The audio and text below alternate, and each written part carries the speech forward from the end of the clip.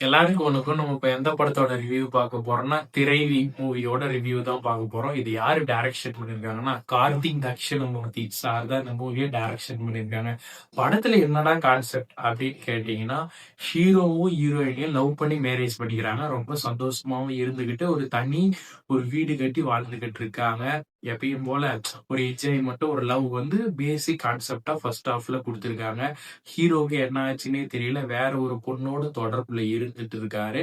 அது வந்து மனைவிக்கு தெரிஞ்சும் தெரியாத அப்படி இருந்துகிட்டு இருக்காங்க. இவர் என்ன சொல்றாருன்னா, இவர் கூட ஹீரோயினி கூட இருந்துகிட்டே தனிமையில கொஞ்ச நேரம் வந்துட்டு, நான் வந்து வெளியில போயிட்டு வரும்போது என் மனைவி உயிரோட இருக்கக்கூடாதுன்னு சொல்லி வேற ஒருத்தர்கிட்ட சொல்லிட்டு போயிடுறான். அதை ஹீரோயினி தெளிவா கேட்டுக்கின்னு இங்கிருந்து எப்படின்னா தப்பிக்கணும்னு சொல்லிட்டு யோசிச்சுட்டு இருக்காங்க. ஹீரோவும் நேக்கா வந்து அவனும் வெளியே போயிடுறான்.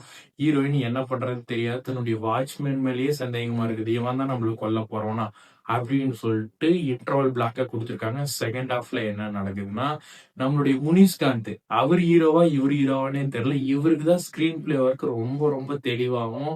அப்படியே கடைசி வரைக்கும் அப்படியே படத்தை வந்து எடுத்துட்டு போறது நம்ம முனிஷ்காந்த் தான் சொல்லணும். இவர் வந்து அவங்கள வந்து அது தப்பா பயன்படுத்திக்கவும் வரல, அவங்கள கொல்லவும் வரல. யாரு நம்ம ஹீரோயினையும் கொல்லவும் வரல. இவர் வந்து அங்க திருட வந்தாரு.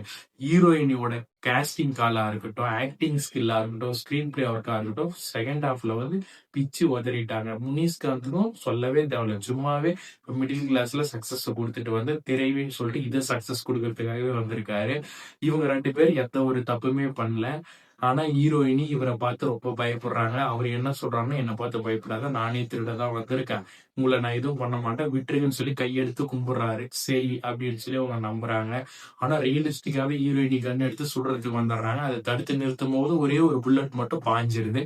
அது யாரு மேல அடிபட்டிருக்குதான்னு சொல்லிட்டு போலீஸ்க்கு வந்து எப்படியோ தகவல் தெரிஞ்சு ஒருத்தன் திடீர்னு செக்கிங்க்கு வரான்.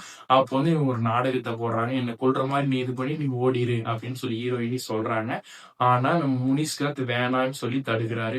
லாஸ்டா வந்து அந்த வீட்டை விட்டு ஹீரோயின் உயிரோட போறாங்களா, இல்ல முனிஷ்காந்துக்கு என்ன ஆகுது அப்படின்னு போகக்கூடிய பிலிம் தான் திரைவி. இந்த பிலிம் பாத்தீங்கன்னா தியேட்டர்ஸ்ல ரன்னிங் ஆயிட்டு இருக்குது.